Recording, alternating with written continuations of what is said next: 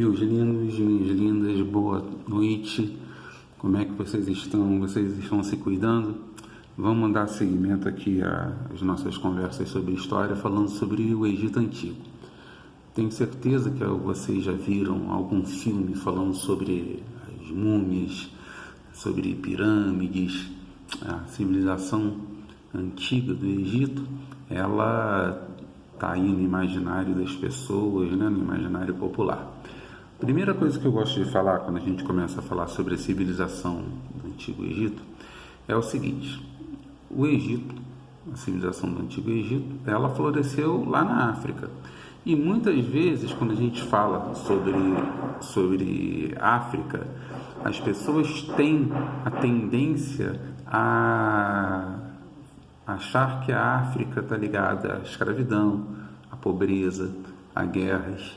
Nota que a África foi berço de civilizações super importantes, como o Antigo Egito, como a civilização de Gana, algumas civilizações que floresceram lá na Antiguidade e que a gente vai ver ao longo do ano, tá bom? Onde é que se localizava a civilização egípcia? Ela se localizava lá na África, mais ou menos no mesmo espaço geográfico onde hoje está lá o país, hoje em dia chamado Egito, tá? Era mais extenso um pouquinho, tá? Durante alguns períodos foi mais extenso, outros menos, tá? O Egito está localizado numa região desértica, às margens do rio Nilo, que tem uma importância enorme para o surgimento dessa civilização antiga e hoje ainda tem uma importância muito grande. Assim como lá na civilização mesopotâmica os rios Tigre e Eufrates foram importantes para o desenvolvimento daquela civilização mesopotâmica, aqui o rio Nilo vai ter uma importância fundamental no desenvolvimento da civilização egípcia, tá?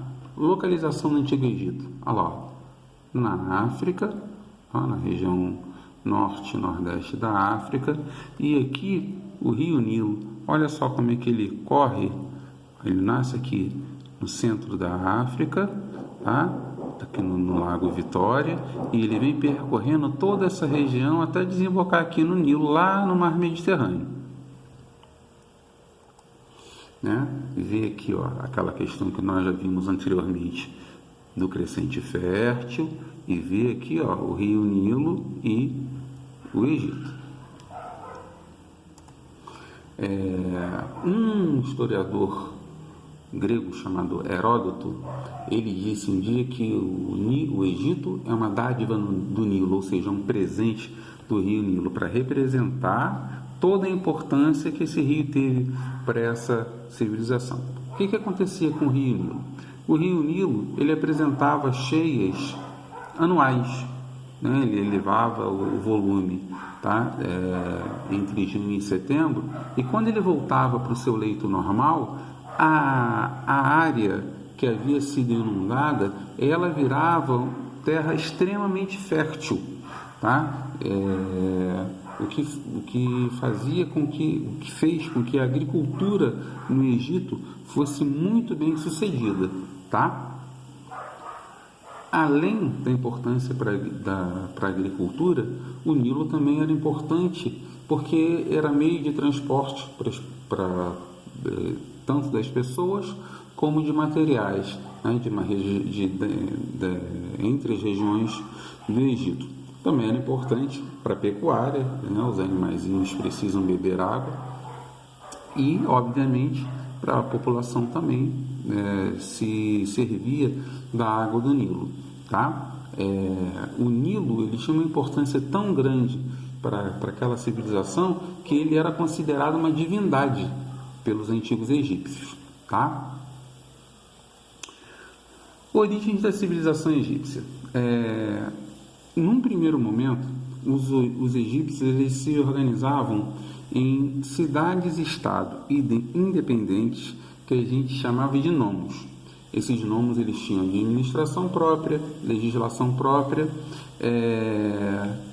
e eles eles se ajudavam mutuamente. Se tinha que fazer uma obra de drenagem, uma obra para melhoria de irrigação, a construção de um dique, o dique é uma barreira para a água não avançar, eles se organizavam. Só que, num determinado momento, o cara que era o líder de um desses gnomos, um cara chamado Menés, ele,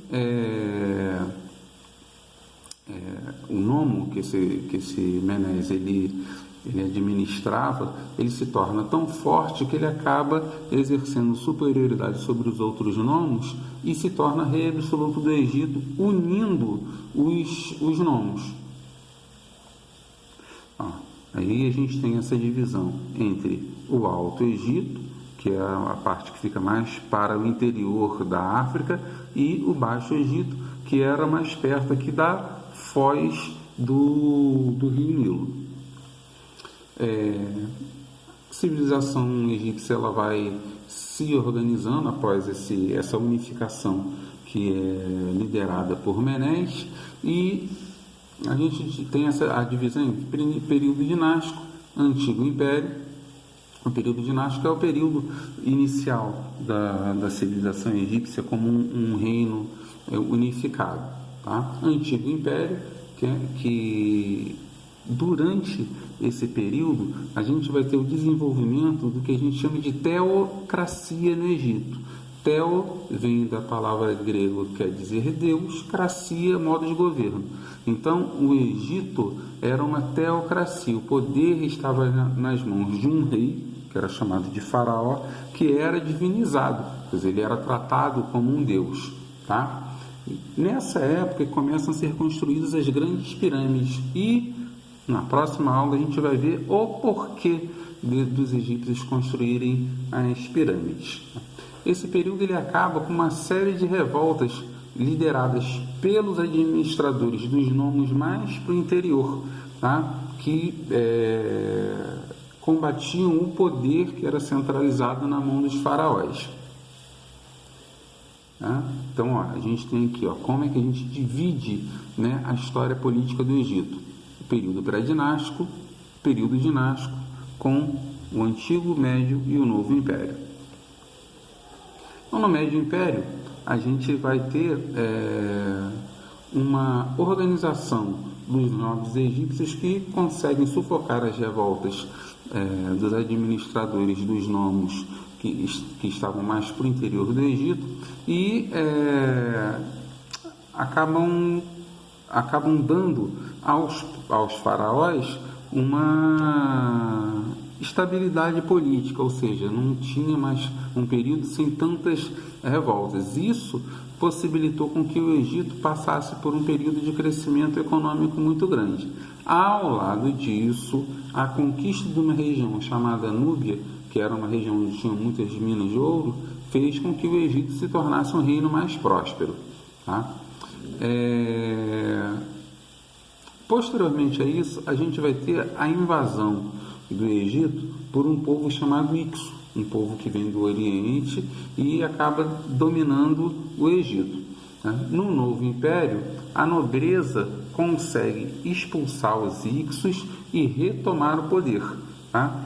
E o fato dessa retomada do poder leva os egípcios a começarem a expandir o seu império, anexando através de guerras, né, do combate, algumas regiões vizinhas. Tá? Nessa época que a gente vai ter aquela passagem bíblica lá do cativeiro dos hebreus, né, porque nessa época aí, justamente nessa época aí, que os egípcios tomam a região da Palestina, tomando Jerusalém.